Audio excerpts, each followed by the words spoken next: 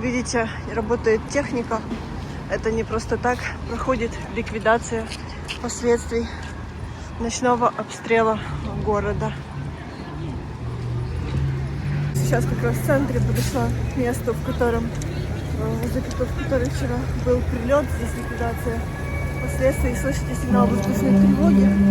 Я, пожалуй, отойду куда-то, потому что это совсем здесь страшно. И атмосфера, как вы понимаете, не самая приятная. Это вообще, конечно, показываю вам эти ужасы после вчерашней ночи под сигналы воздушной тревоги. Посмотрите, какая дырка в учебном заведении. Страшно представить, что переживали люди, которые рядом живут. Все проходят, говорят, бедные люди. Ресторан, известный в Одессе, вот доламывают оставшиеся стекла. Люди без окон, ресторан без окон. Самое главное, чтобы люди были живы и все были целы. Здесь пыль страшнейшая, нужно уходить отсюда. Кто-то уже забил окна фанерой, но кто-то вот, боже, идешь по сплошным стеклам. Посмотрите, что делается. Ой, тут люди ходят, вроде бы как жизнь продолжается, все на работу спешат, по делам спешат. С другой стороны, здание полуразваленное после попадания дронов. Что вам сказать? Полный коллапс. А тут и до везде генераторы. Вчера мало того, что были разрушены людям дома, мало того, что пострадали памятники архитектуры, потому что этот лицей является памятником архитектуры, так еще снова попадание по объекту энергетической инфраструктуры. И теперь вообще не понимаю, когда же нам включат наконец-то свет. Сегодня 21 февраля 2026 года. Так мы все ждали этот Новый год, что наконец-то 2025 год тяжелый закончится, начнется новый. Но начало этого года уже второй месяц, уже даже не начало, это просто какой-то трэш. Как вы поняли, у нас вчера была еще одна адская ночь, одесситы не спали. О, лимузин поехал. Ну, жизнь продолжается у кого-то, возможно, даже сегодня свадьба. И у нас громыхало все просто по разным районам города. В бомбоубежищах уже было бежать поздно, потому что зимой очень сложно быстро собраться, пока наденешь куртку, пока одежду, пока... Ну, очень это зимой не так, как летом. Раз в шлепках выбежал и все.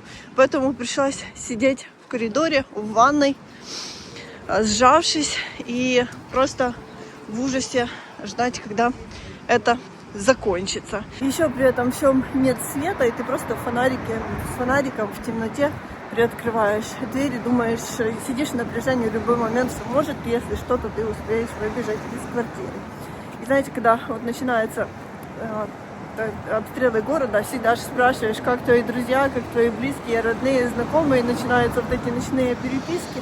Написала своим вчера друзьям, как они в центре города живут. Ну, сразу ответ был: я чуть не посидела, потому что в центре было действительно очень страшно и очень страшно представить, что будет с Одессой. Я прохожу, посмотрите, какие у нас это памятник тоже архитектуры. Вы же посмотрите, какая красивая архитектура в Одессе.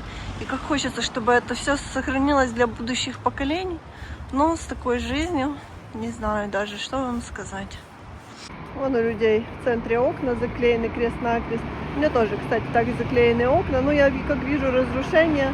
Наверное, это, конечно, не поможет. Когда в дом попадает дрон, то выносит, как вы видите, просто целые стены. Поэтому, ну, окна, может, если где далеко какой-то взрыв, то это поможет. 115 жилых домов в одном из районов, в другом несколько домов, по-моему, в частных секторах просто разрушены. Люди остались без машины, без дома, без одежды. Еще 43 дома тоже в другом районе, окна повылетали, коммунальные службы помогали ликвидировать последствия. Катастрофа, просто сейчас так холодно, и сейчас такое тяжелое время, так тяжело зарабатывать деньги, и когда люди просто лишаются всего в один момент. Это действительно раньше можно было такое смотреть только в фильмах. А сейчас жить во время войны, конечно, никак ты к этому не привыкнешь. Кстати, на город летело больше 20 дронов, поэтому эмоции, я не хочу все видео посвящать этому, все-таки жизнь продолжается, но и хочется вам показывать реальную жизнь в Одессе и реальную обстановку в нашем городе, в нашем прекрасном городе. Посмотрите, какая Одесса красивая. Как одесситы спасаются со стрессом и как ведут себя после обстрелов. Одесса, горсад, Фалундафа. Вот, как бороться одесситам со стрессом. Люди себе медитируют и ловят дзен. Ну, хочу вам сказать, так стоять можно замерзнуть, потому что сегодня погодка, ну так себе. Спасибо, бесплатные занятия. Да, хорошо, спасибо. Вот нам дали сами газетку как раз о том, о чем я говорю. Фалундафа, шлях до счастливого и здорового здоровья. Здорового життя, простите. Тут лед, просто я боюсь упасть. Так что мне сегодня поможет после такой ночи? Это именно это. О, здесь все серьезно. Ой, ветер дует, сейчас я вам покажу. А что ж такое? О, видите? Всему можно научиться. Ой, здесь она творит чудеса. Не знаю, если во что-то верить, то оно действительно может сотворить чудеса.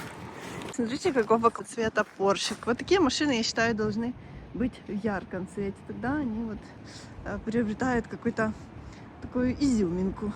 Пришлось перебегать дорогу, потому что увидела дворик, а в нем такая одесская стирочка. Война войной, а обед, стирка, уборка в Одессе у всех по расписанию. Снимаю для вас видео, говорю, что все супер. Начинаем жить дальше после ночи. Это уже вторая тревога за это видео. Вот невозможно расслабиться вообще ни на минуту. Я не знаю, вот, честно, как жить дальше. Мы все держимся, все стараемся, но, конечно, очень сложно. Я посмотрела, как бы ничего сейчас опасного нету, это разведка, но каждая разведка под собой может нести какой-то ракетный удар, допустим. Поэтому ты все время в напряжении и все время сложно, все время переживаешь за себя, за своих близких. Не буду к этому возвращаться, потому что получается только об этом и приходится говорить. А вот люди не унывают. Тревоги, ночные взрывы. Не все выспались, конечно, сегодня, а ум нужно для игры в шахматы. Но тем не менее на соборке все, как всегда, люди при деле, люди заняты. Знаете, кстати, как такие игры развивают память и развивают мозг? Вот люди занимаются правильным делом. Не сидят дома, не смотрят телевизор, а выходят на свежий воздух и играют в шахматы, в шашки, в домино. Вот одесситы красавчики. Люблю читать книги и рекомендую, кто не читал, прочитать Виктора Франкла, австрийского психолога, психотерапевта, который прошел лично концлагерь и написал много книг об этом. И также, конечно, люблю упоминать его цитаты. Тот, кто знает, зачем жить, может вынести любое «как». Короткая фраза, но очень огромный смысл в ней заложен.